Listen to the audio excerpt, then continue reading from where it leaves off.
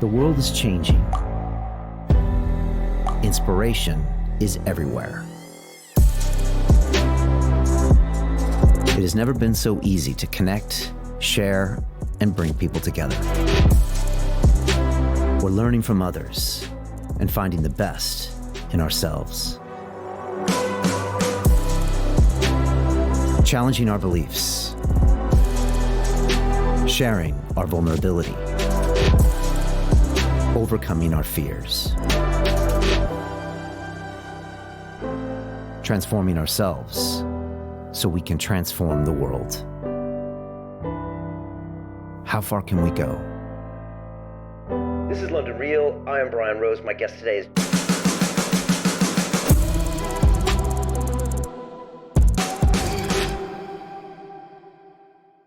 This is London Real. I am Brian Rose. My guest today is Wes Watson, the American fitness trainer, speaker, and ex-convict. You grew up in San Diego skating, surfing, and snowboarding, but then got involved in dealing marijuana. This began a downward spiral, which ultimately led to a 10-year term in the California penitentiary system. Upon release, you used lessons learned in confined isolation to reform your life and launched your company, Watson Fit. Your YouTube channel, GP Penitentiary Life, has 40 million views and inspires others with candid and often gruesome stories from the penal system.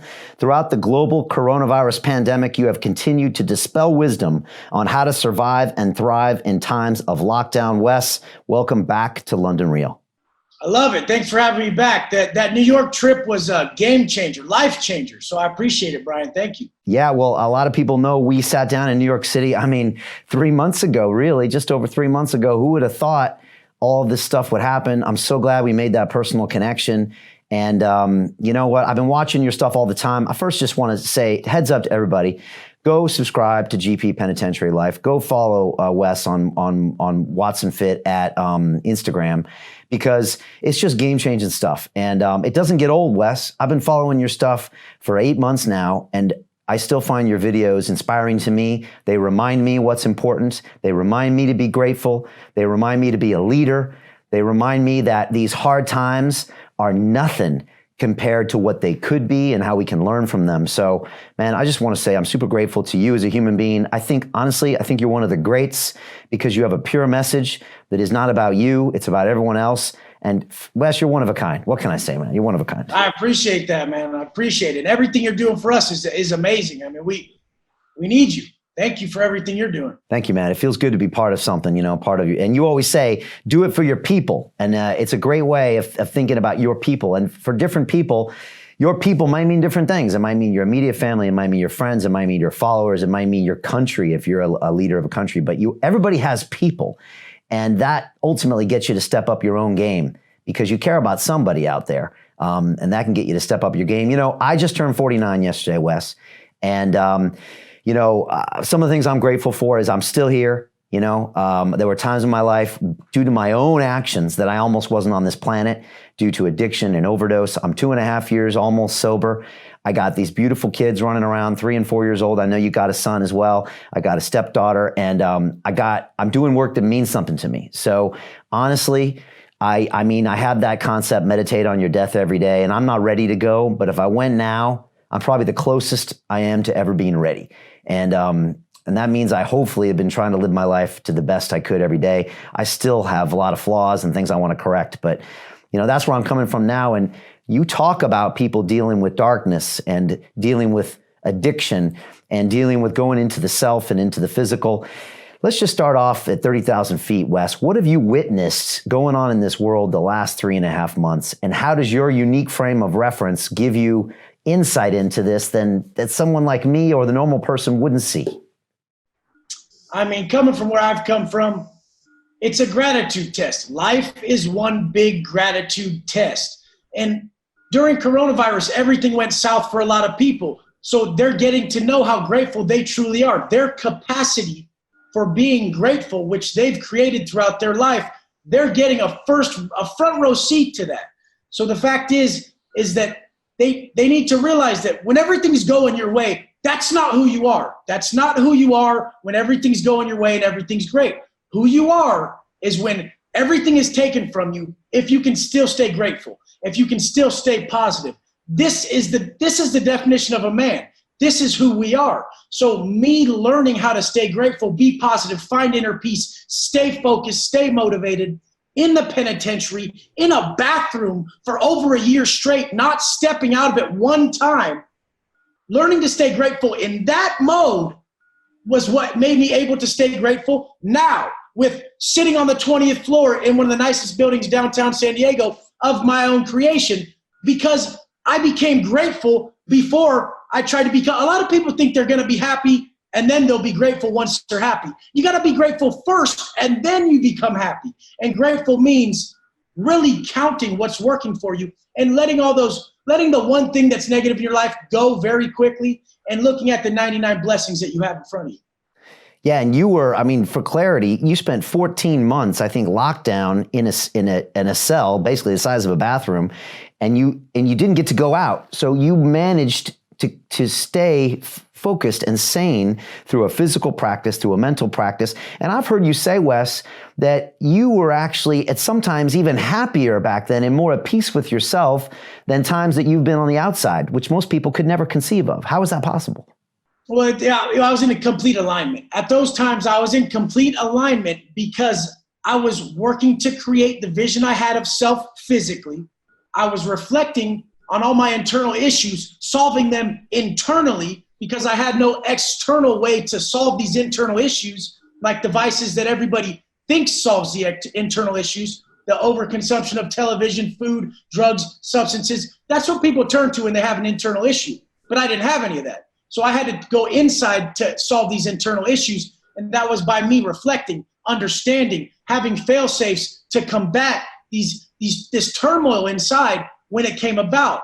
And then the most important aspect was that I really acted. I went into physical action to negate any negative self-talk, any personal just states of negative energy, low vibration. I went into the mode of being accountable to my energy, my vibration, by feeling it and saying, I'm dropping right now. I'm in charge of raising myself. So I would raise myself multiple times a day through physical activity and then jump right into something, reflect upon some deep writing, and then solidify those affirmations that built me into the person I am today by just habitually creating that mindset through a solid daily process, which I preach more than anything, that solid daily process that is going to bring you up to be the person you need to be. People think success is a hack or some way they're going to be as successful as me and Brian if someone gave them the in. Success is a byproduct of personal development. Your level of personal development is what brings success in your life. Your success will never exceed your level of personal development. It's something we attract by the person we've become. Yeah, and I've been meditating on you saying that for the last few days.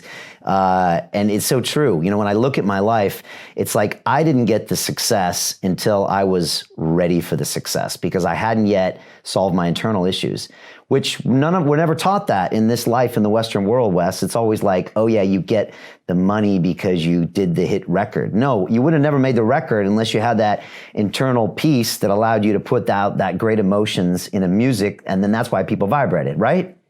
Love it. I love it because you were tapped in. You were in alignment. You were doing what you're supposed to be. You were in that flow state, that state of now. And your creation was at its utmost, at its highest degree. So what you were putting out was a pure message. That was a pure message in the form of music, the way I speak, the way you deliver the interviews, the way everybody delivers the message they're bringing from infinite intelligence. And what people don't get, they always want this message, but you have to learn to be a quality facilitator of the message. And the way you become a quality facilitator of the message is to re-deliver it and spend time packaging it correctly for others so that they can consume it. Right. It just needs to flow through you and not be about you. That's one of the, I think, the most important things to realize. And again, you say that there's only universal truths. So, and I love it when you say this, Wes, you're like, look, you know, people say it's listen to Tony Robbins or listen to this person, listen to that person, listen to the Bible. It's like, it's all the same message. It's universal truths that happen to be channeled through certain people that channel it better or we resonate with more, but it's the same message, right? Same message, same exact message. Where I like to tell people, I'm not a great writer. I'm not a great speaker. I'm not any of these things. I'm a great listener. So I wake up in the morning, I spend time with myself. And when I spend time with myself and I go deep within, that's when I enter the stream of consciousness. in the stream of consciousness, you are just delivering a message. So when you realize it's not you and you're not going to selfishly create content to further your financial status, this, that, the other, you'll come out with a completely different message that resonates with people on a whole different level.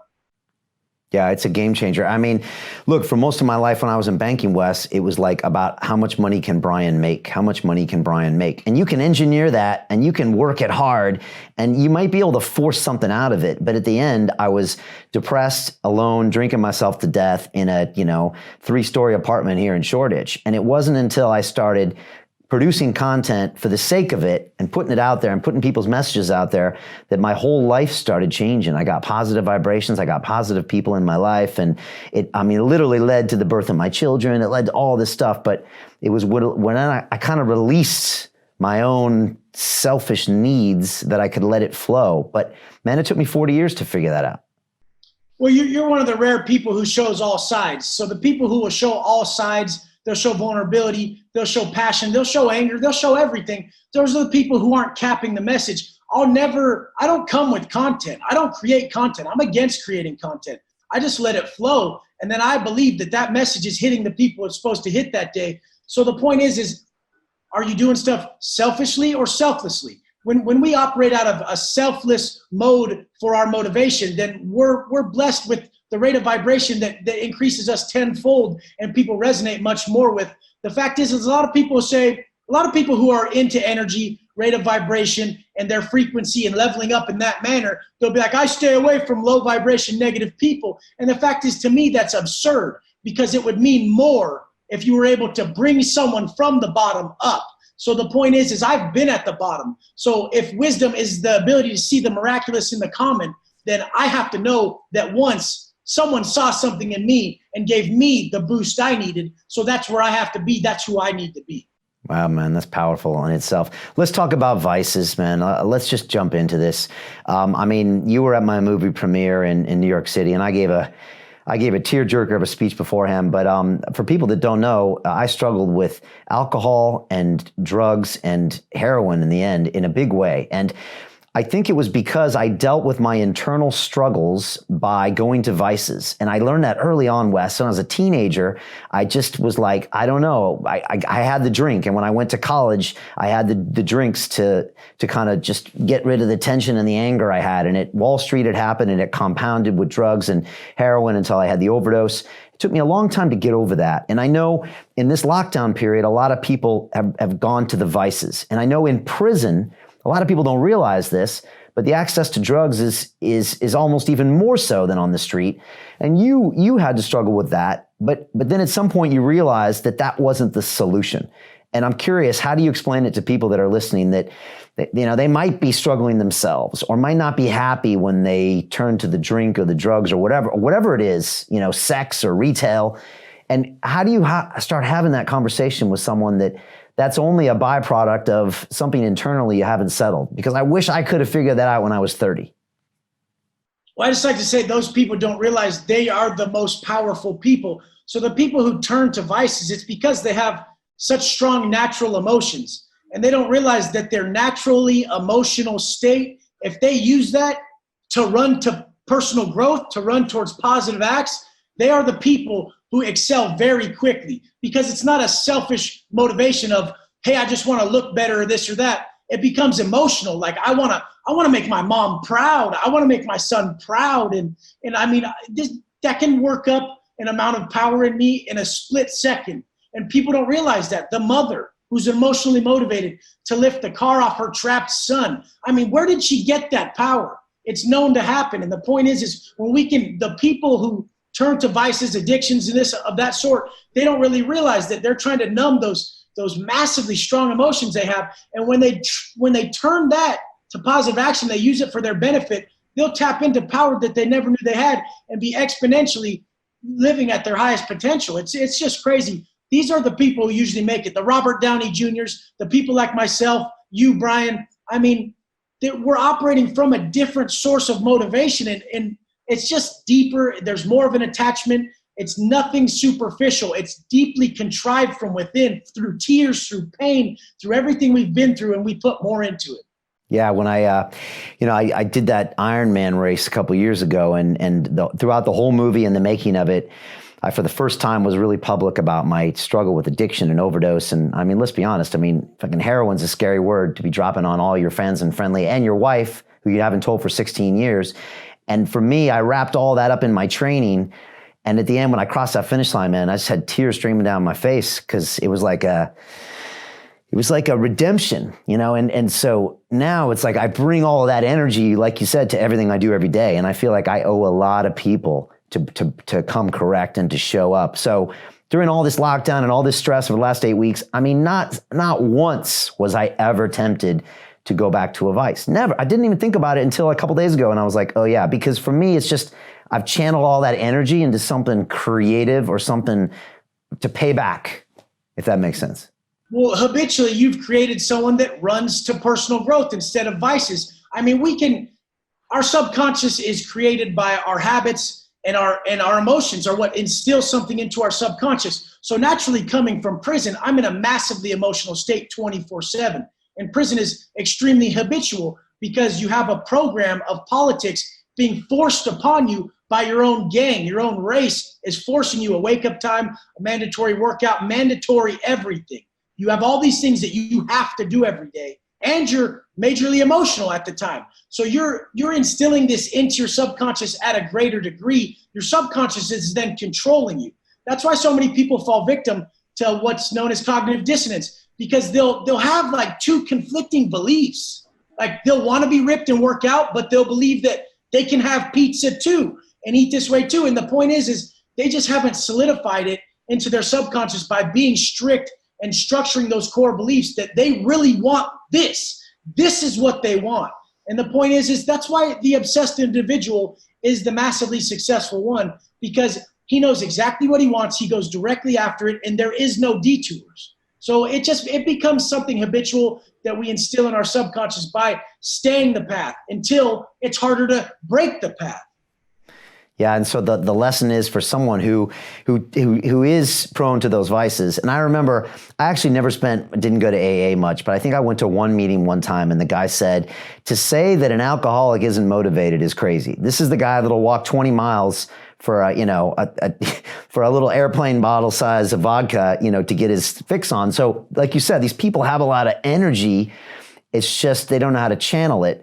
So for anybody who struggles with those vices, I mean, is it important to realize that ultimately the vices are you trying to mask something and to try to take the easy way out of a personal development? And when you see that, to realize maybe I should just not pick up that day and try to go into that pain, that fear, and try to figure it out, and then I'll be all powerful. Is that the best advice to give to someone who, they say we've been drinking, Wes, 240% more since the lockdown. So if someone's struggling. That's the crazy thing, is because I don't even see it. Like, I don't even understand that people drink, do drugs or anything like that more, because I'm so removed from it. But I get my old self.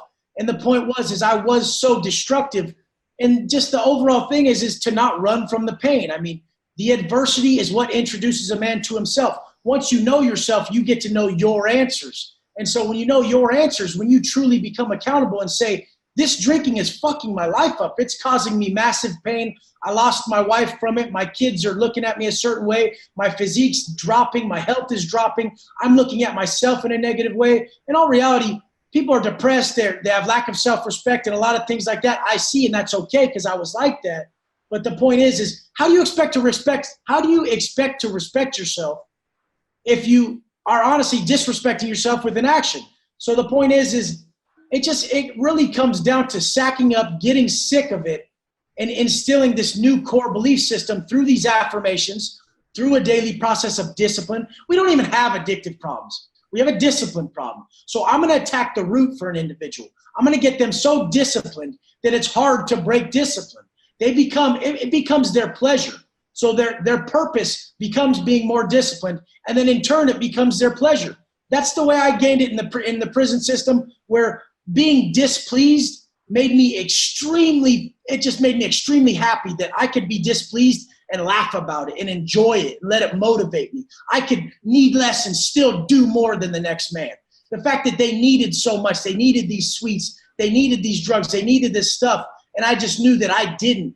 was just a sense of power to me. It was a sense of pleasure that I was in so much control, because we all know what it feels like to be out of control and to lack discipline. And the fact is, by fucking definition alone, a man is responsible. That's it. Don't call yourself a man if you're not responsible. And guess what?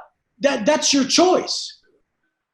Yeah, it's so true. Talk to me about your discipline. You've had the same wake-up call for a long time now. I don't know if it's 10 years, including in and out, but maybe you can tell me. Talk to me about that, and talk to me about how you believe that the physical process, the physical training is non-negotiable when it comes to building one's self-esteem and one's lifestyle. Well, basically, I mean, I've been getting up at the same time every morning at 2:45 for 13 years.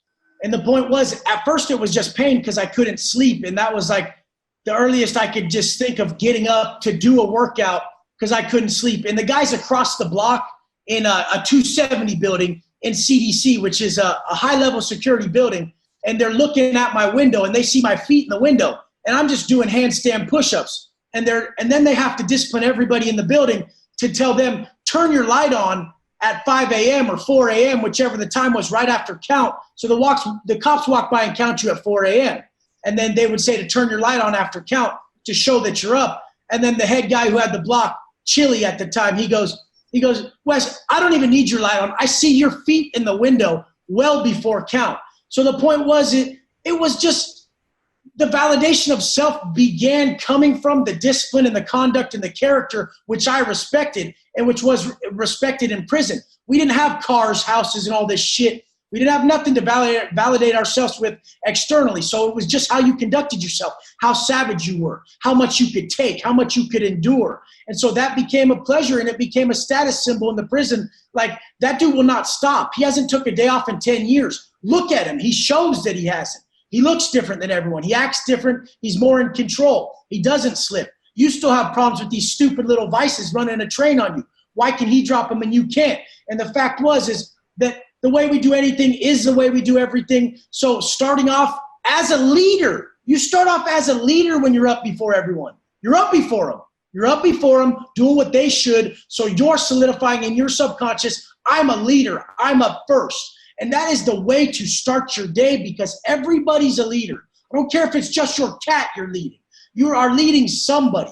You are leading someone. Make sure you're turning them into an asset by 1, coming with the correct energy, by 2, having the correct actions, and by 3, really fucking caring that they get the result. And sometimes, like we've said before, that means being stern with them.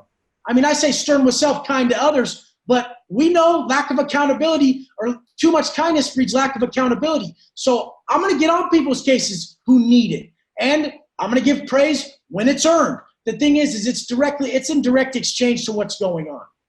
Yeah, and like you said, someone's always watching, whether it's your cat or your kid or your neighbor or your colleagues. I always tell everybody here, the minute you step in that door, you need to be a leader. And I've had youngins come back and say, but I'm not head of the department. I'm like, yeah, but everyone's watching you. And when you show up dressed well, when you show with the good energy, when you show up with the plan, when you show up with your notebook, everyone's inspired by you. They're going to listen to you. It's going to make everything move forward. And the other person you're always leading is yourself. And so, as I told Gabor Mate when I was sitting here and talking about when I used to drink, every day when I would drink, my self-esteem would go down a little bit more and a little bit more and a little bit more, because I knew I couldn't stand up to these vices. I knew I wasn't staying disciplined. And that just slowly brought me down to nothing. And then the opposite's true. Every day when I got to London on January 3rd, 2002, and I was sober one day, I was like, I got it. Sober another day, I got it. Sober another day, I got it. It's one of the most proudest things I've ever done in my life, get off that smack. And so now I'm building every day. And it transcends everything in your life, these disciplines, right? 100%. I always tell people, wake up and tell yourself who you are. Don't wait for life's circumstances to tell you who you are. If people have to tell you your story, you're not going to like the narrative. They're going to shit on you 90% of the time. Few people are going to pick you up. So wake up and tell yourself who you are with action. If you get up in the manner that I get up and you go straight into something that's building you, that's who you become. It's a self-fulfilling prophecy. You just end up thinking that way. And as you watch yourself talk come in alignment with your actions, That's how we're building ourselves. We're giving ourselves strength. We're creating who we are with our actions and our self-talk, either taking away or building. People talk to themselves like shit who act like shit. You can't lie to your subconscious. You can't all of a sudden just tell yourself a winner when you're choosing to lose. And these are those small wins I talk about. I talk about stacking wins. Wake up and get your wins. I don't even care if it's the smallest shit. Just make sure you're moving forward so that you know in your subconscious you're not someone who's choosing to lose. Talk to me about the physical practice, because I've heard you say straight out, I don't care if you're a billionaire, I don't care if you got the New York Times bestseller, but if you don't have a physical practice, you know deep down inside you're not coming correct. How important is it for everyone to have a daily physical practice? I mean, you just know you're leaving stuff unattended to. So, I mean, the point is your weakness is visible. I pull people's weaknesses right to their eyes when I meet them. I look for it.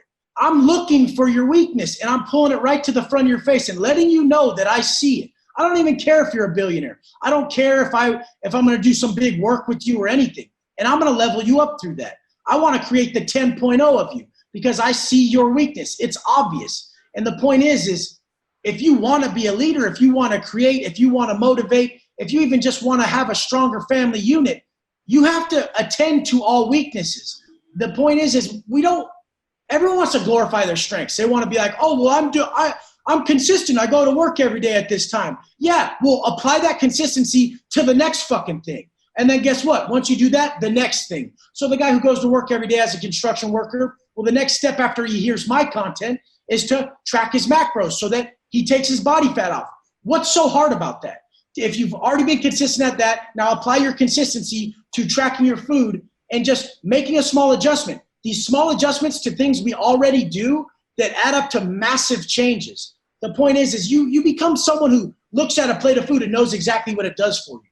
What type of business owner or massive mogul can't look at a plate of food and know he's being destructive? What kind of dude can look at something and guess and be okay with that? You're not operating at your highest level if you have guesswork in any area of your life. Successful people are naturally curious, and if you are denouncing that curiosity, you're not training your brain, so you're not the intellectual you thought you were. And your body, everybody wants to look better. Everybody wants to be in better shape. And also everybody can gain knowledge by going into the physical and pushing your mental state and pushing yourself. It's one of the easiest ways, right? Easiest. I mean, the biggest part is you've never seen someone walk out of the gym all pissed off after a hard workout or do 123 burpees and have shitty energy. So first thing first, you're bringing that ROV, that rate of vibration, that energy to people that tells them that they could do it without you even speaking. When you come in at a certain level and you have a certain energy, you're putting that onto people. And they're like, man, you just walked in and you made me feel like I should be fit and I could be. And the point is that is what we're doing here. We're creating assets around us to make our lives better, everybody's life better, by not having haters, by not having so much negativity. And you're not going to force it upon people. They're going to be drawn to it.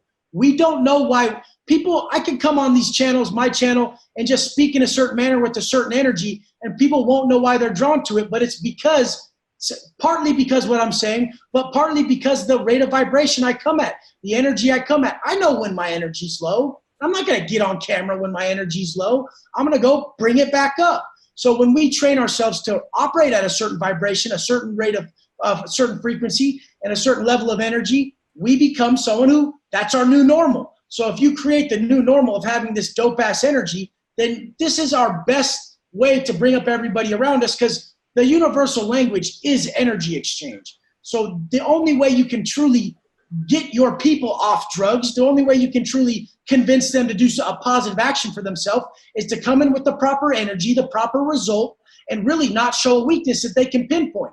Because if you're telling them, hey, you need to quit drinking and doing that smack, and they're ripped from being on smack and you're all fat from eating burgers and shit, they're going to be like, fuck you. Look how fat you are. I'm not going to quit the smack. You have a bigger problem with being fat. So the point is you have to level your playing field to be able to be the best teacher, the best facilitator of this universal message, which is complete inner peace and contentment through walking in alignment with your conscience. And what do you say to people, Wes, that say, I don't like working out. I don't need to work out, or, I hit the treadmill once a week. Do you think they're just missing a golden opportunity to go into self and to just bring different energy to the table? Or are there people like that should just be like that? I tell them they're fucking selfish. You're a selfish motherfucker. Look how many times you said I in that sentence. Damn. I'm like, fuck, it's all about you, huh? You're not even thinking about your wife or your kids. Fat people raise fat kids. And whatever. I mean, fat people they're not being shunned upon. They're not being shamed. I was fat.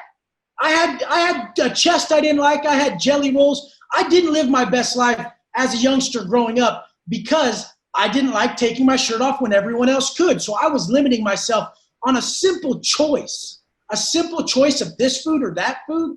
And the point is so why are you so selfish? You really you love your kid that much, supposedly, but you won't drop the drink. You won't drop those foods. You won't extend your life to spend it better with him and be a better example, but you say you love him. So this is my reason for self-investment.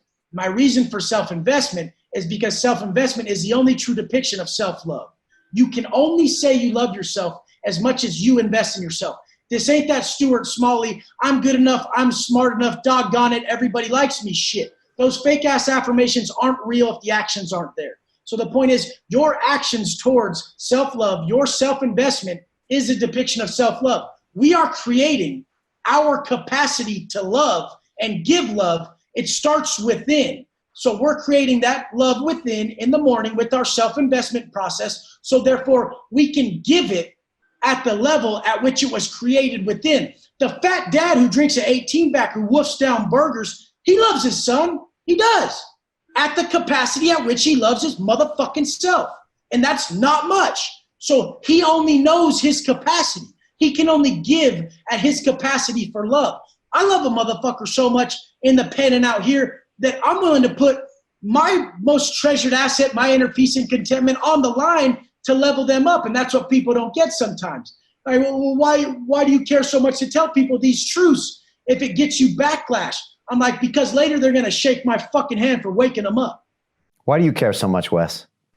Because I know what pain is. I know true pain. And I know everybody's got it. Your pain, my pain, it's all the same. The 14-year-old who's getting made fun of because he's fat, he wants to die. Like, he really feels like, I want to die today. Everybody in my class made fun of me. Do you know how painful that is? That's just as painful as being in the pen and being hopeless, wanting to die. There's no difference. You wanted to die at that moment. There is no fucking difference. And it's tragic.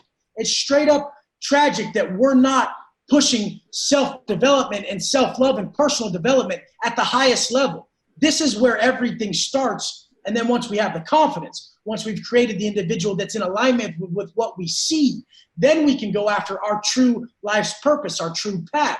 And this only comes from walking into adversity head on and saying, I'm ready, I got this. I'm going to prove I'm grateful for this one life I've been given every day. And I'm going to open up the doors to infinite intelligence by using the strongest emotion known to man, which is gratitude. Yeah, and I want to talk about gratitude. Wes, when a lot of people watch your videos, and like I would say, for example, everybody now go watch, the 6 or 8 of the last Wes videos on his GP Penitentiary Life. I mean, they're intense, man. When I first saw you, I was like, whoa, I don't know what this guy's all about. But now when I watch him, I just treasure the energy because you remind me a little bit of Dan Pena. You're like, come on, guys. Like, I see so much in you. If you could just step up and grab it, not only would you be better, but as a collective, we'd be better. That's the vibe I get from you. But for most people, it's so intense. Talk about that. I mean, your growth is never going to be packaged how you want it. It's not going to be packaged how you want it. Your growth comes in the complete opposite form. It's uncomfortable. I'm going to make you so uncomfortable because it's the truth. And you need to step into that. If it's ringing true to you, you need to accept it and walk in alignment with it. I've helped my wife cure alcohol. The whole time it was a battle.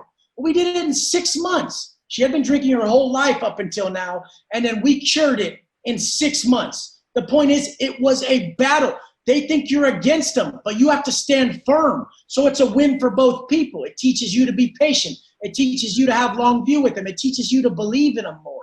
So the point is both people win from this, but it's massively difficult when you see so much in people and they're refusing to step up. But that's where we excel. We're okay with that.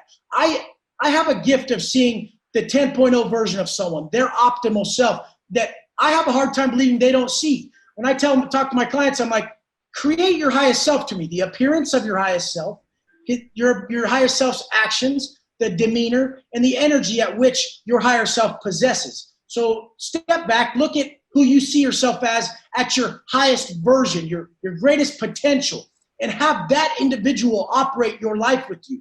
And that changes the whole dynamic. Don't come out to the battle unprepared. Come as your best self, best energy, best demeanor. I mean, quality actions. You're creating this. People don't realize. They're not seeing it.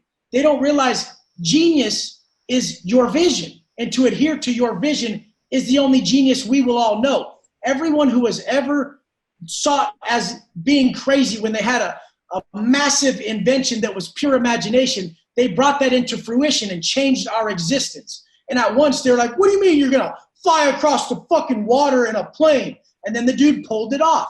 So, I mean, whatever your true vision is what must be done, because that is your genius. And like I've said before, talent hits a target nobody else can hit, but genius hits a target nobody else can see. Your vision is your genius. To walk in alignment with your vision is what creates your life's purpose. And I've said before that our life's purpose is to create the individual we admire in every way, to give that individual away. So the point being is, I believe we are the path. We are the path, and construction of that immaculate individual is the path, and we never stop. It's an ongoing path. There's no end to it. So what does that do? That creates someone who just loves to endure. That creates a person whose amount of fortitude is it's extensive. There's no end to it. And so, I mean, the point is we're conditioning ourselves by having the thought process of knowing, I started this, I'm never ending this. The person who operates like that cannot lose. Man, there's so much stuff there, Wes. I love the genius hits a target no one can see. That's so powerful. And you said we all have that target inside of us. We all have our vision. And your vision, and I'm quoting you on this, is something that everyone's going to shit on at first and maybe for a long time. And that's because it's yours and no one else can see it. But if you're true to it, you're going to hit something that no one ever saw, ever saw, and you're going to make something come to fruition. And when you do, everyone's going to congratulate you and tell you they always knew you were going to do it, right? That's how it works. They always knew it. You were going to make it. I mean, I had people tell me there's no way you're going to fucking be able to support a family off online coaching. Now I can support 10 families. But the point is, I gave worth. I came out. It was the hero's journey. I went into the most painful experience of my life and came back with everything in my heart that worked for me. And I knew that that would resonate with at least 10% of the world's population, if not more, if not all of us. So the point is I came out to heal. I had to. That's what worked for me. The money never worked for me. None of that never. I was successful before I went in. I was in a better building downtown before I got busted with an equally expensive car and equally as much money. I mean, but I was making it such a shitbag manner that it corrupted me. It threw away who I was. So I was punished inside. I was dealing with karmic debt consistently, never enjoying it. I mean, the point is, you know that guy who's dealing with karmic debt, he's on the nicest beach in the world and isn't even there. And the person who's operating from a state where he's helping people, he's financially gaining, and he's just providing massive worth and raising himself in general in the process, that's alignment. Helping people, personal development for self is paramount, and then giving worth that in turn is seeds planted of abundance that rains back upon him. Because sometimes people watch my content, they're like, I just had to sign up. I'm true. You changed my life. And those are the people who really get it. They're like, I owe you something. And like with your digital platform, people are giving so much to keep this alive because you're helping them. You're giving them worth and they give it back. So the point is anything we ever wish to keep, we must give it away. So I wanted to keep my inner peace. I wanted to keep my contentment that I found in the worst of places. So I had to come out and give it away. I had to show them the way. What's karmic debt? How does that work, Wes? Because you're the first guy that's ever really articulated to me, and it's a powerful concept. Karmic debt is attachment to a past event. So in the now, we're meant to live in the now. We're so constructive in now. When we're in flow state, we're operating past our personal capacity. We're operating from our higher selves, just optimal level. We're tapped in, flow state enhanced. And the point is when we've acted in a manner, negative acts, then we're punished with that time and we're attached to a past event. So through our negative acts, we're punished with time. There's still 24 hours in the day, but that time is taken from us. So the past event, which is attached to karmic debt, we're still thinking about. We're still attached to it. Like I've said many times, explained it like this, just go be rude to someone. And depending on how rude you are, you'll be attached to that conversation. And if you're an asshole, you'll still be saying it's them. But guess what? You're still attached to that conversation 3 hours ago. And why are you still attached to that? And why are you not now and productive now in this moment using 100% of your capacity? You have 40% left over here because you yelled at that guy. And most assholes are still saying, but he was so stupid. And the point is no, you came out of character. Now you've been punished by the universe with time. That time was taken from you. Karmic debt is being pushed upon you. So with our positive acts, by just being complete positive individuals, walking in alignment with what we know is right, with what our conscience tells us, we are just given our 24 hours a day of productive time. Now that I stay in a positive state 24/7, live in a manner congruent with my conscience, I'm moving up the hill so fucking fast. I'm excelling so quick because I'm not in my way. I'm no longer operating at 30%. If I get in a fight with my wife and I'm wrong, I'm not making any videos. I can't do anything. I call her 100 times back to back and try to make it right because I fucked up, because I'm attached to what I did. Life was just taken from me. Those 4 hours until we become right were removed from my life. I was expelled from enjoying those 4 hours because how I conducted myself. Now the universe punishes you within. And that's the way karmic debt works. And people who can become accountable to karmic debt can see that it's a win-win for both people if we operate that it is a universal truth.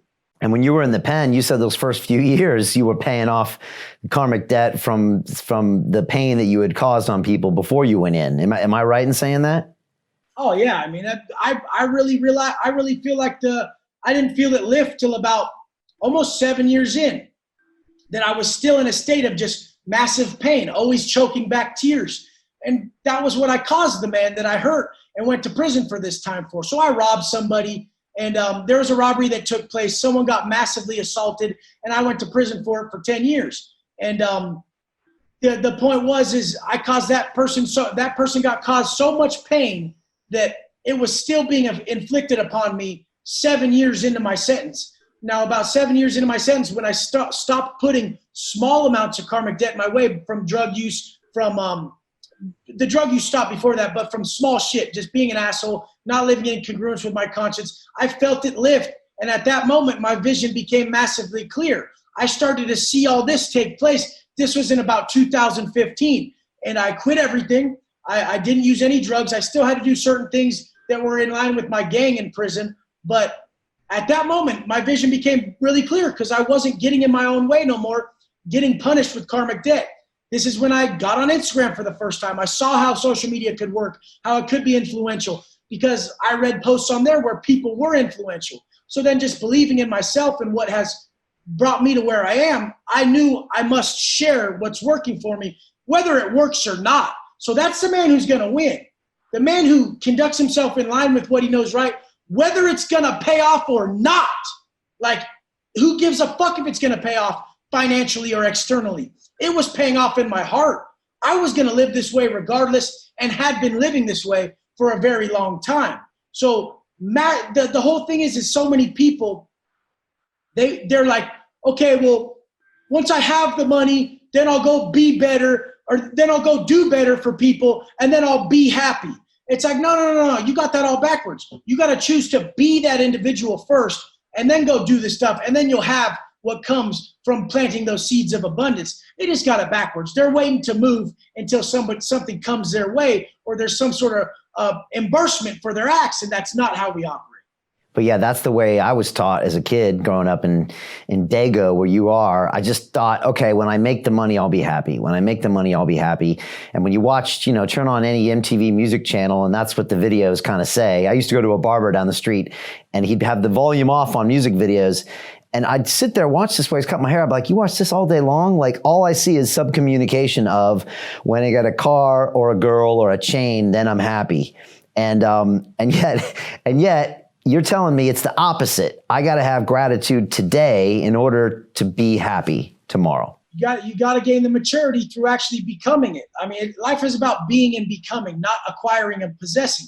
If I were just gifted the place I'm at right now, the financial status I have now, without the maturity I gained through the process of being this individual, it would have killed me.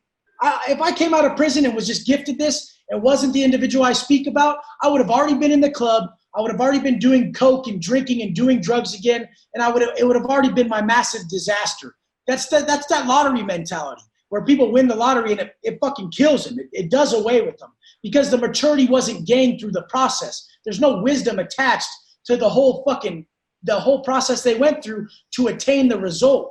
So I mean, the person who literally cares more about the steps to attain the result than the result itself is the one who will win, because I care about my morning process than I do about any type of pleasure. It brings me my pleasure.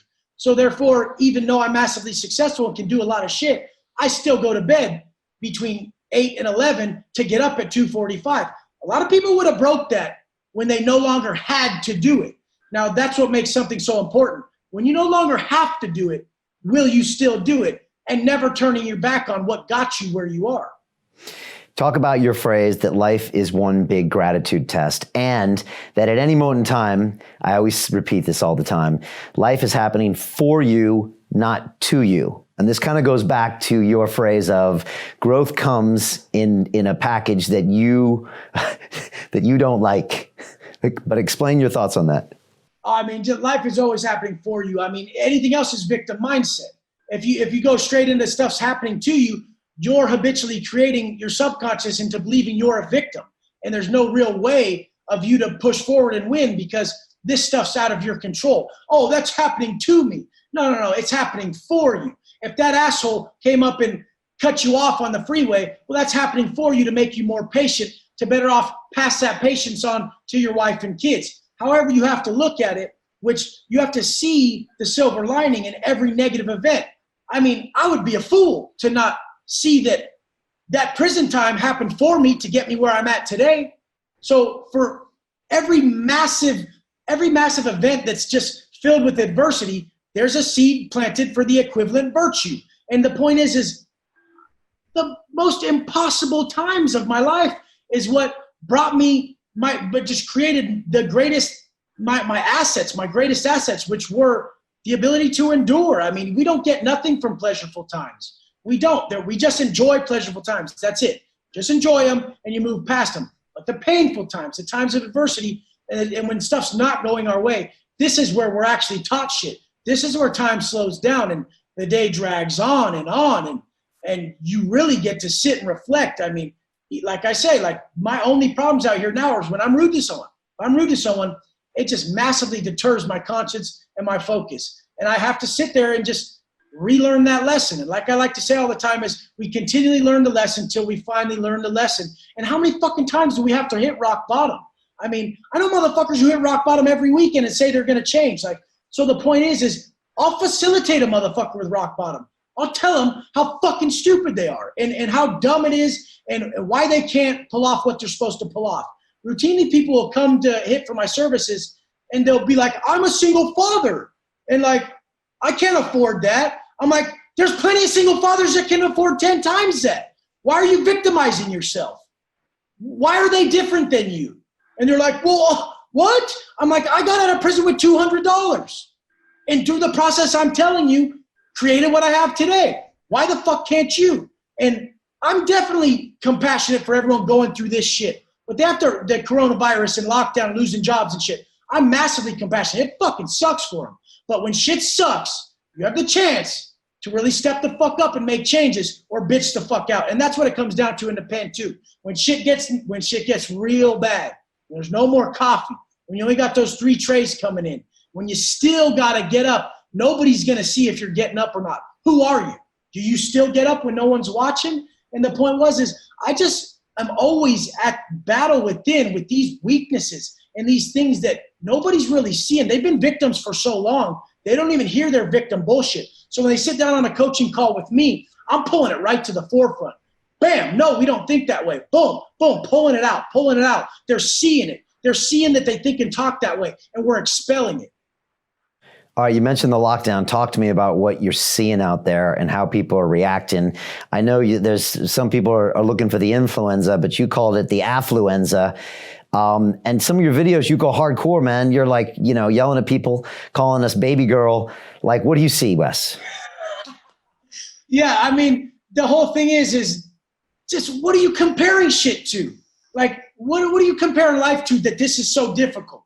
I mean, it's definitely not eating bonbons on the couch watching Keeping Up with the Kardashians. The point is your diet food ain't shit. Some kid is starving to death. You're telling me your 2,300 calories or 2,000 calories I have to make you have the body of your dreams is fucking difficult? No, your perspective's flawed. You have affluenza. You're so fucking comfortable, and you don't realize that comfort is the enemy of progression. You don't see it. So I have to show you that you're fucking tripping. And the fact is that man who's never getting out of prison, he wishes he had any job or any freedom. He just does. He washes dishes for 14 cents an hour with more gratitude in his heart and more inner peace than you motherfuckers have out here. And the point is that's okay. Society conditioned us. The system out here has failed us in that aspect. But we know we have to create that deeper internal spirit to overcome that. We have to attach more passion to every small act. Every small act, by attaching more passion to it, by attaching a deeper meaning, then we become habitually someone in our mind who finds meaning in everything.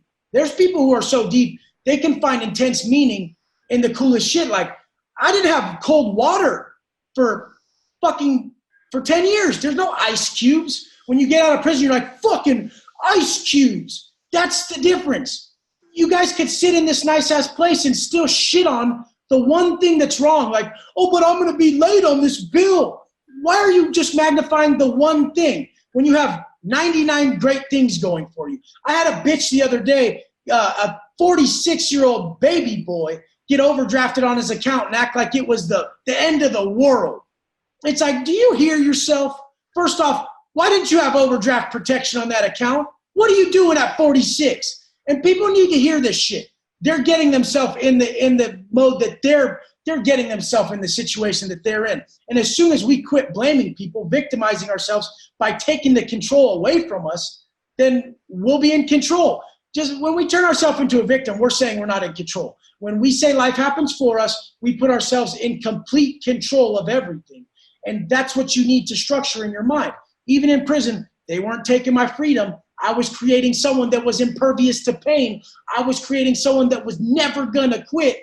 They gave me all the power I could ever need. They put me in solitude. Thank you. They starved me. Thank you. I was forced this time to do these crazy workouts.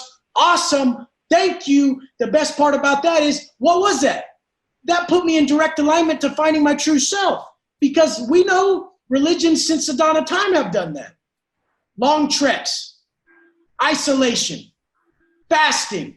That's how you come within. So how could we ever say that hard times don't teach us who the fuck we are to build ourselves, to come closer to what's coming down from above? So this is a beautiful moment for people. Maybe the what we really needed after 11 years of a bull market and excess, or 50 years since a war. I mean, this is maybe the perfect thing if people look at it from that frame point.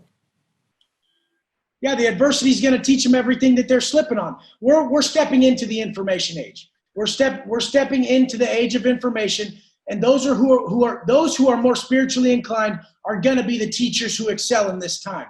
So the point is they need to see that and adjust. Their ability to adapt and adjust is going to be whether they make it or not, and that's been since the dawn of time. Humans' ability to adapt is whether they thrive or just barely survive. I mean, cockroaches survive.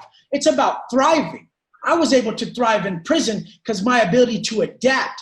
Every new prison I came to, I had to find a new way to get that protein. I had to find a new way to make weights. I had to find a new way to do everything every time I got moved. And I did. Other people wouldn't. They'd say, oh, okay, well, when I get out and I have all the perfect food and I have weights, then I'll get swole. They never got swole. They got out and got fatter. They got out and were still just as weak. Is it about being fat or this or that? No, it's about being in control and knowing that we are in control. So the fact is those people who are waiting for coronavirus to end to make a move, those people who are seriously waiting to get a job back that they probably were talking shit about before coronavirus that now they realize they want, they're fucking tripping. The point is this is the time to adapt. Nobody's going to do it for you. Plenty of people are making it. Why isn't it you? There's 47 million millionaires on this planet. I mean, they probably operate at a different level than you. Listen to someone like me who is one and step up. I mean, that's it. If you're not going to hit the steps of someone who's providing them to you, why do you think you deserve the spoils?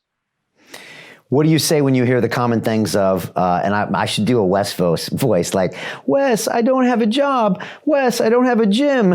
You know, Wes, my kids and family are driving me crazy all day. Like, you must hear this stuff all the time. What do you tell people when they give you these excuses or whatever? The longer you exist in that mode is how detrimental it is to you on the timeline.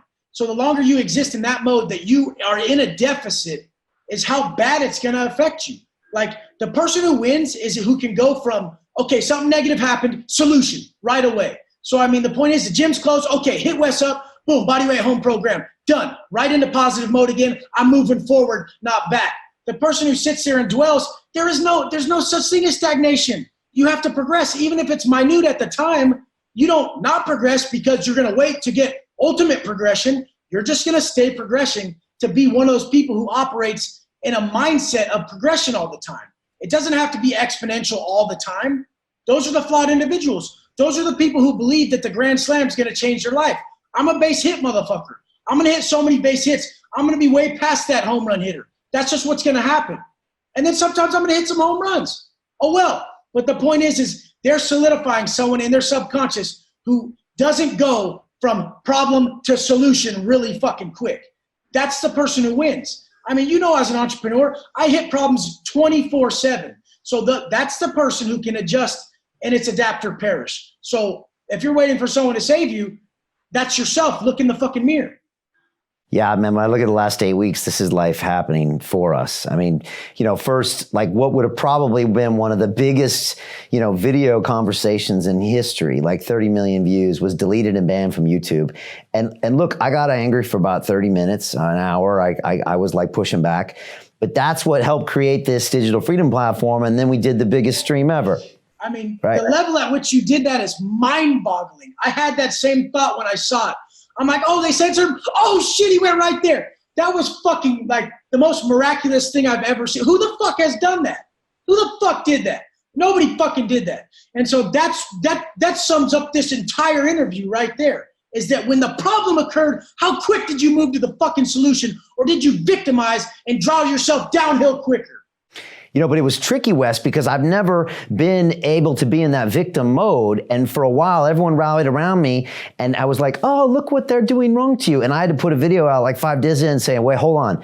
I'm not a victim. Like, I made this choice and I'm going to own this choice and I'm going to try to solve this problem.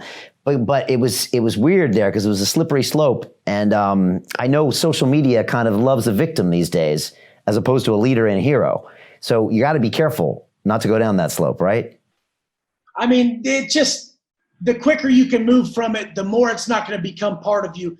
The longer we exist in these states, the more it becomes habitually who we are. Negative people who are negative all the time, they don't even know they're negative. That just becomes who they are. And then someone like me who just speaks growth, lives it, and talks it, I don't even realize. I'll be talking like a normal person at the store. They're like, holy shit, like, the fuck? Like, it like changed their life off like something we were talking about, something insignificant.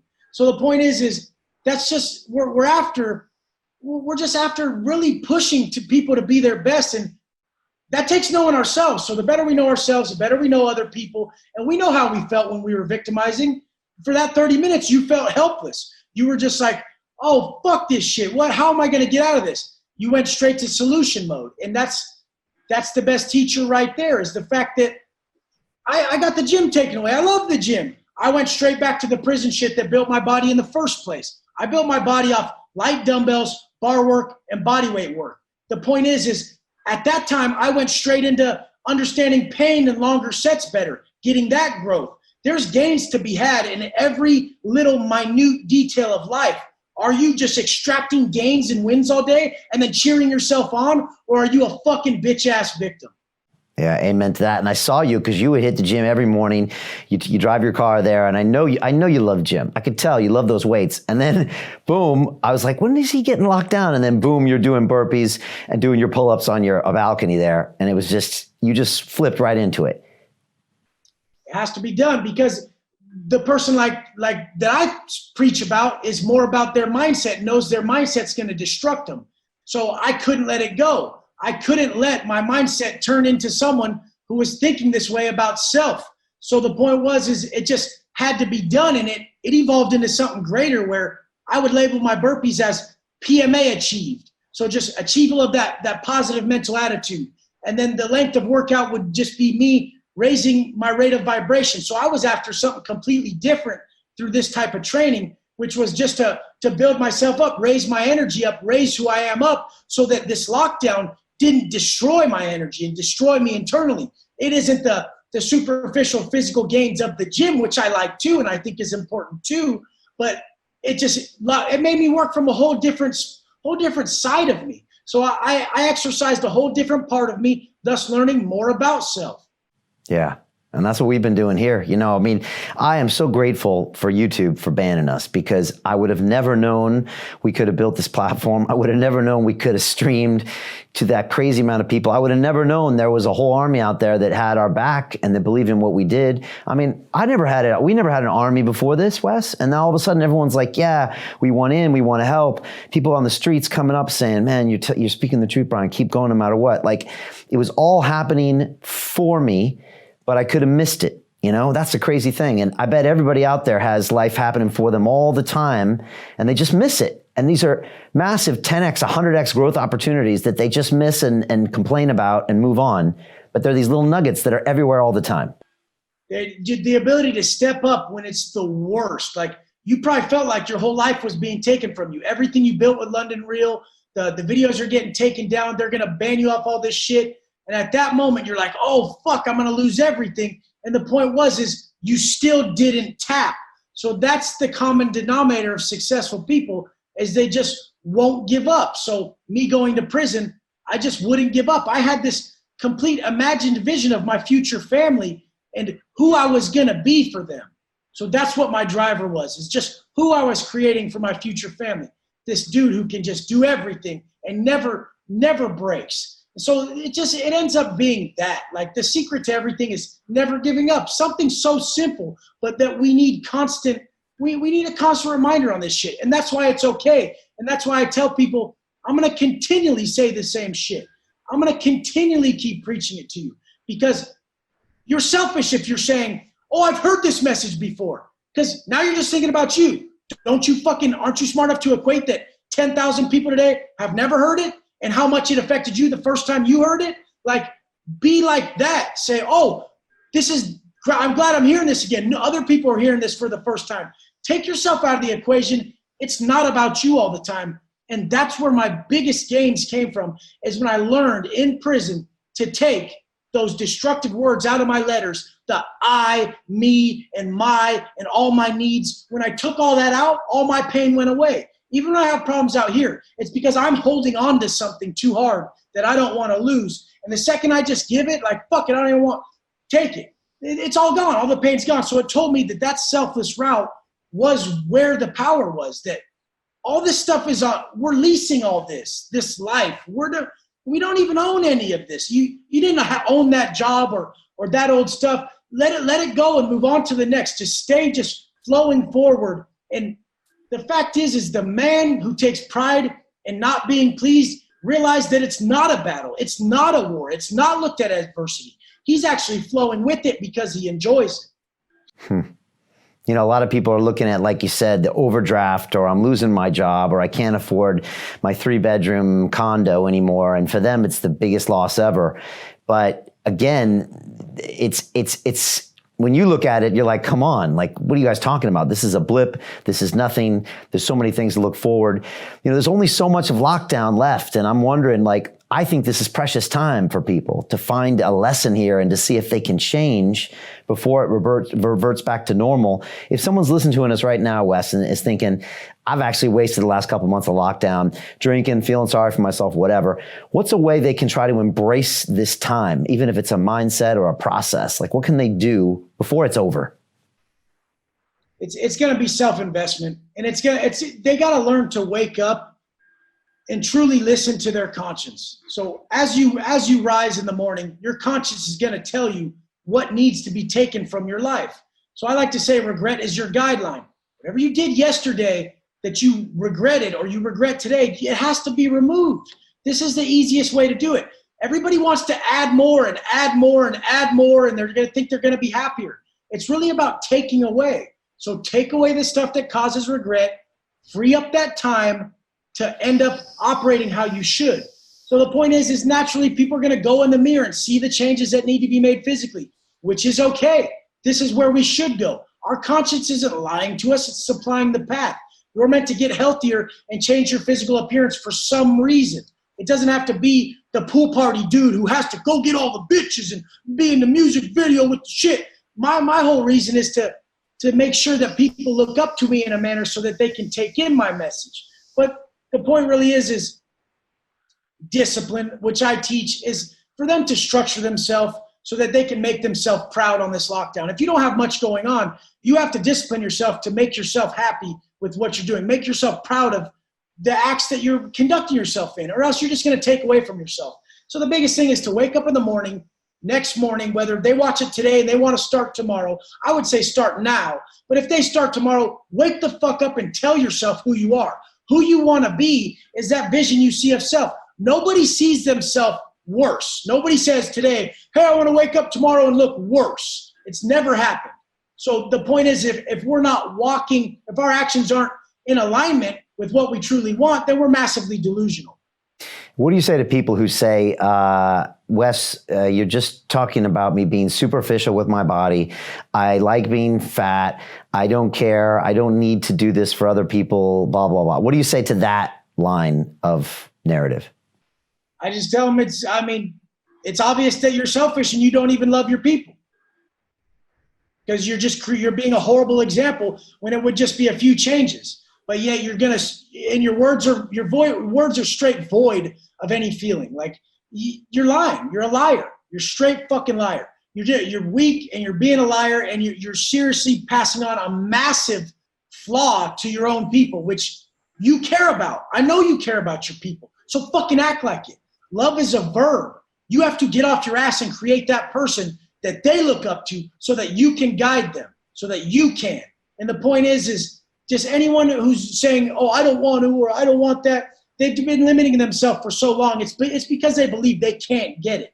But the point is I've gotten it from less than what they have. I was under the jail. I was doing worse. And the point is, so anyone can. If I could do it, anyone can. And that's what we're preaching here is I see even how the worse off person who's treated themselves like shit for 15 years and got to 400 pounds can make it. It may take him 3 years, but who the fuck cares? What fucking 3 years? I could do 3 years in the fucking bathroom right here if I had to, and I still wouldn't tap.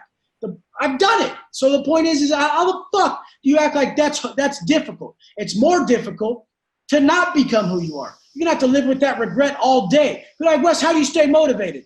I'm like, I have to. They're like, what do you mean you have to? I'm like, my inner voice would tear me up. I would have no inner peace. So if you're after inner peace, if you're after contentment, that means being truthful and creating what you know is your best self so that you can be at peace. Just rest your head easy, knowing you did everything in your power to be the example needed and the person needed to make yourself and others live the best life. Be content, have inner peace, live in the moment. The moment isn't, hey, this is what people think the moment is. Oh, I was in the moment. I was enjoying the moment. Wolfing down a pizza and having beers with my buddies. I had to enjoy the moment. You got to enjoy yourself. Have you ever, lived in the true moment, in alignment with your conscience, and really listened to your conscience, did everything correct that day, that's what living in the moment is. You're being guided by a higher source in the moment, moment by moment. You're not living in the moment by creating something completely opposite than what you're being told to be from within. So living in the moment is conscience congruent living, step by step being supplied to you. And this is what we're supposed to be after. This is what puts us on our true path. The path isn't illuminated from start to finish. You first do the first few steps, and it illuminates as you go down it. So to illuminate the path is to wake up in the morning and listen to the first call of your conscience. Because it's not a what if. It will be if you listen.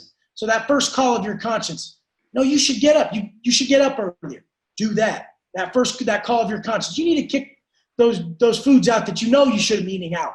And that alcohol, boom, answering the call. If you're just answering that call all the time, you're creating that 10.0 self that's affecting others in such a positive way and yourself. You just said I could go do 3 years in the bathroom right now. And I believe you. I believe you, Wes, because you could. You did it. But John McCain did 5 years in a box and they were like stabbing him through the shit. So, I mean, I used to use that. When I was in the shoe by myself, I would think about people who have it much worse. There's people who have it much worse. Right. I think one of the things we haven't talked about is that when people are isolated and alone with no job and no this, they have to go into their own brains and then they have to be with themselves. And that makes them really uncomfortable because they have to then confront who they really are. I mean, let's be honest, the last few years, you could design a life where you never have to have that conversation. Hell, between Instagram and beers with the buddies and your job, which sucks, or at least it used to before now you want it back, and your girlfriend who maybe sucks, but now it'd be great to see her. You know, all that stuff just keeps you distracted. You never actually have to be with who you are until you have a crisis, right? Once every 10 years, you have a this, you have a that. And this is the normal life. Except now, if you are locked down, you got to be with you for the first time ever. And that freaks people out. It's the hardest thing to look within and just face your own inner self. Everybody travels everywhere elsewhere except within because they're afraid to face their true self and what's really holding them back. I mean, I used to have friends that always talked about, oh, travel is how you really learn. I mean, we shouldn't even be going to the moon or going all these places. We go within first, understand self, and then we can go travel and truly make the situation be absorbed in a more wise manner, a more constructive manner. You can go travel about and be a fucking dipshit and learn nothing. Just go womanize and drink the whole time and seek pure pleasure. It's going to end up fucking you over. The point is what's the intent? When we have the correct intent for what we're doing, we get the correct outcome. So we're making sure that people have the correct intention by living in a manner that's congruent with the vision they're trying to create, that's in line with the future they desire. And when people don't do this, they're obviously they're massively delusional and they're failing to be accountable to what's really holding them back. A lot of people fear success because then they have to uphold it. And the point is I never understood that. I always hated staying the same. I need to push forward. And like I said before, I mean, just I've coupled comfort and pleasure with regression. Like the second I'm eating a food I shouldn't eat, I'm like, fuck this. This ain't getting me where I want to go. If I ever slept in, oh my God, I don't even know what that would feel like. I would feel like everybody's ahead of me and there's no way I'm going to pull off the dreams I have. Like I just don't let myself down. I'm stern with self and I'm kind to others. Sometimes, like I said before though, kind is telling them what's going to benefit them, not coddling them and being the fucking the enabler that most people have. Most people have enablers. No, eat that pizza. Be fat with me. Fuck your life up with me. No, fuck that. That's not your friend. Your friend ain't that person who takes you out for the beers and knows that the beers get you in a whacked out state of mind all the time and get you arrested. How's that your friend? That's not your fucking friend. Your friend says, last time you got drunk, you were a dipshit. Let's go do something else. I'll sacrifice that I want to drink and do that stuff to make sure you don't because you're an idiot when you do. That's your friend. That's who I am. But, we demonize those people who force us to be better because what? Growth is uncomfortable. Wes, you have that term, your people. You keep saying your people. What does that mean? In prison, you operate from your people. Like your people in prison, for me, it's the white guys. And people be like, oh, that's racist. California prison's racist. Sorry to tell you. Don't fucking go. if you don't want to deal with this shit. Am I racist? Fuck no. It's the epitome of ignorance. Broad generalizations in general are the epitome of ignorance. But the point being is, our people are the people that we're in charge of, that we operate with. So in prison, your people have to jump with you. So you have to make them strong because they're going to fight with you. They're going to go to battle with you. And on the street, it's the same. You don't want a bunch of weak links, and so therefore you can't be one. Everybody is wishing someone to be something that they're not willing to be. And that's the fucking flaw here. Imagine if you had a team of people that were just talking and operating the way that I'm showing you right now. You'd be unfucking stoppable. And I'm bringing my wife up in this manner. She's leveling up by just being around. And that's what people don't get. When you join like a coaching program like mine, you're around a bunch of like-minded people who just think and operate differently, a bunch of high-level earners, a bunch of high-level fucking thinkers, a bunch of people who reflect a lot, and you just begin to be like that. So the point is, bring your people up, then it comes back to you full circle. I have kids in my coaching program who've adopted my 13 years of wisdom and living in this manner in a 6-month, 90-day period, and they end up teaching me shit. They bring me motivation when I need it. They give me strength when I need it. And the point is anybody who thinks they don't need a team, they don't need people, they need to realize that we're an interdependent race. We're interdependent. The human race we're interdependent people. We work together. Our society is interdependent.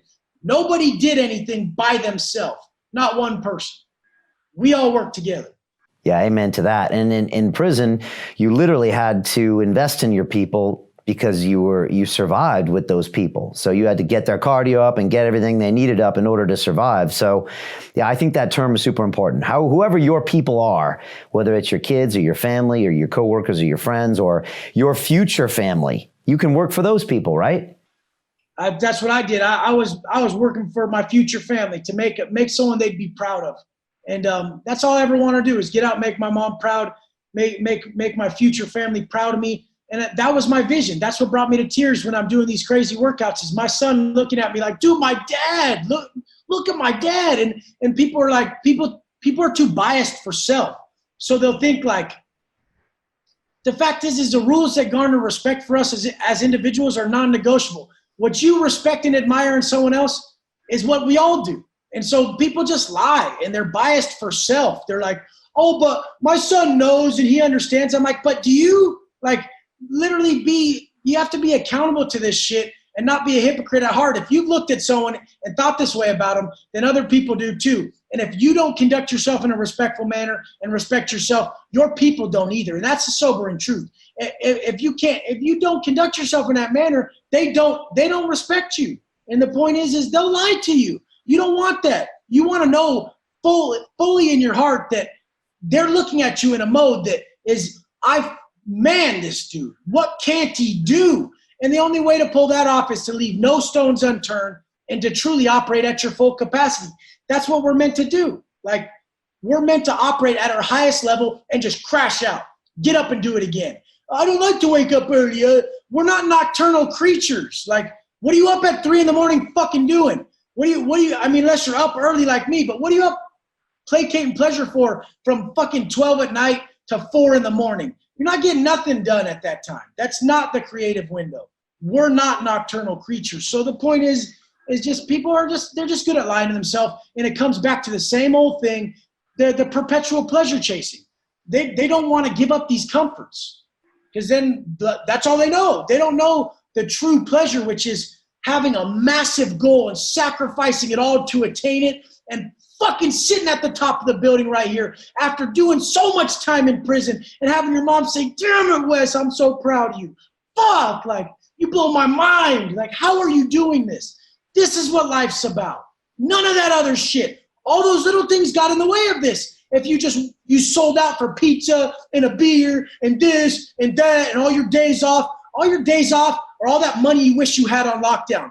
All that fucking beers you drank the last 5 years would have been whether you made it through this or not and didn't have to overdraft your account. If your account got overdrafted right now, it's because your fucking vice money went to your fucking savings fund. Be accountable. Like 100%, you did that. Yeah, like you said, that one little thing when you're on there and your mom telling you how proud she is of you and you're looking at everything you accomplished. I mean, that's a million times better than any little vice along the way, but you had to sacrifice those to get where you are. Look, Wes, you've been super successful since you got out of prison. You built Watson Fit, millionaire. What a lot of guys come back out of prison and they go right back in, or they go back to vices and stuff. But you've also said, Brian, that also sometimes makes it harder, having all the money and the success and the apartment. Sometimes it makes it harder to keep you focused on what's important. Is that right? Well, I mean, every time I try to focus on, I got to make X amount today. Now I'm just working in my business opposed to working above it. If you have real vision, you work above something. So the only thing that brings me clarity in my life is to work above my business and see how it's affecting people, and then let that resonate with me in my heart that, no, this dude really is saying that you changed his life, Wes. What the fuck?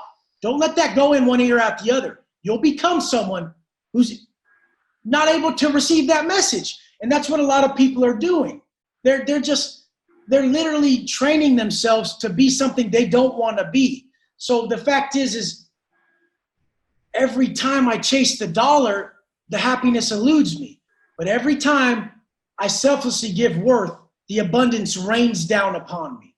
And when you don't have anything else in your way and you're not blocking yourself with karmic debt, vices, all these problems to not see where it's coming from, when you operate out of complete alignment and have the same schedule all the time with the same intentions, then you can see what's causing it. So then you're just like, oh, I deviated like this and I watched how it fucked me over. So this is why structure is so important, and because you can just see exactly what's causing your outcomes, positive or negative. Yeah, it's so powerful. Well, I've been out there. I was doing some burpees earlier today, and I was thinking about you for every burpee. And I've been changing my whole workout routine because my gyms got closed. So I got back into running around the office. I've been doing this shadow box and burpee workout. I've been doing breakdancing in the stairwell of our building. I've been finding different Watson ways of adapting. So, thanks for all that inspiration, Wes, and all the lessons, man. It's powerful stuff. It always goes back to if one man on this planet did it, then you can do it. And even if they didn't, and you have the imagination, you can still do it.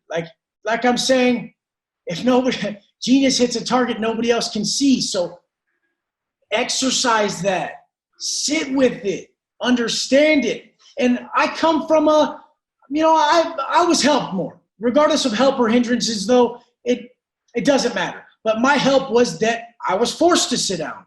So that's why I know my gift is coming from a different place that doesn't have the same problems as out here. I was able to see the solution. So that's why people don't understand a facilitator is needed, because in the mindset that created the problem, you cannot see the solution. So you need an outside facilitator always. That's why therapy and everything is so beneficial. That's why a coach is so beneficial, because he can see the problem, because he's not in that current mindset that created it, which you are. Yeah, and I'm first of all, congrats on just the success you've had with your wife Valerie. I met her in New York; she's amazing. And to try to, deal with someone challenged with sobriety and stuff, and also have that as being your wife or husband. I mean, that's amazing. But like you said, you have to stay focused and think of the long picture when you're dealing with an emotional situation. That's what a great mentor and coach does, and I see that in my mentors, like Dan Pena. I mean, I've given that man so much back talk over the years, and this is someone that he doesn't get a lot of back talk. But what he does is he sees a long-term vision for me, and he's willing to stay the course with me, even when I give him bullshit, and even when I do all that stuff, because he's like, yeah, okay, Brian, but I see this long-term vision, and I've just now become even more grateful for him, because you're kind of showing me that's what a great leader does. And again, a genius sees that target no one else can see, and they hit it. And that's what you're doing with your coaching too. That's what the massive trick is stay in the course regardless. A lot of people, the second the problem happens, they forget about what they're doing. The second you get in a fight with your wife or in the relationship, you have to go to how you were thinking before the fight, that you were going to be with them forever and this was your plan.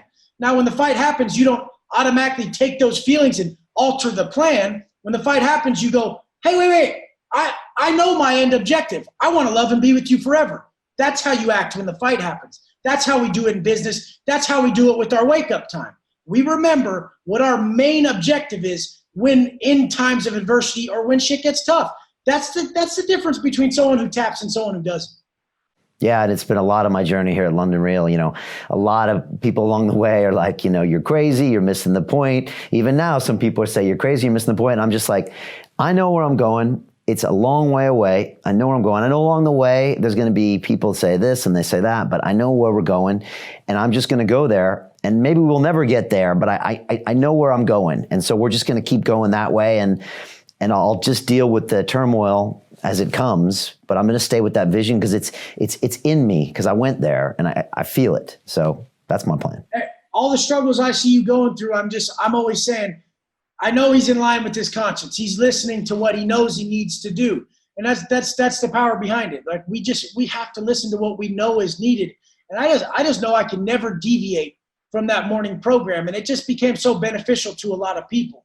And that's why we pass on what we know. We pass on what worked for us. Everybody can be a coach. Pass on what worked for you. And if nothing worked for you yet, grind it out till it does. A lot of the flaws I see is people trying to teach before they did it. And I told them, your first video is going to suck. Your first video is going to suck. Your first post is going to suck. The first things you publish on Instagram, whatever you do, first shit's going to suck. It's just gonna. And then I told them, my first video didn't suck. My first video got 650,000 views. My second one got 2.3 million. But I grinded it out in the shadows for 10 years. Understand that. And that's the message I'm trying to show them. Sometimes you got to grind it out in silence and just suffer in silence and learn that sublime feeling that it means to become, instead of trying to appear to be on camera. This looks like something good to do because it worked for Wes. No, fuck that. Fuck that.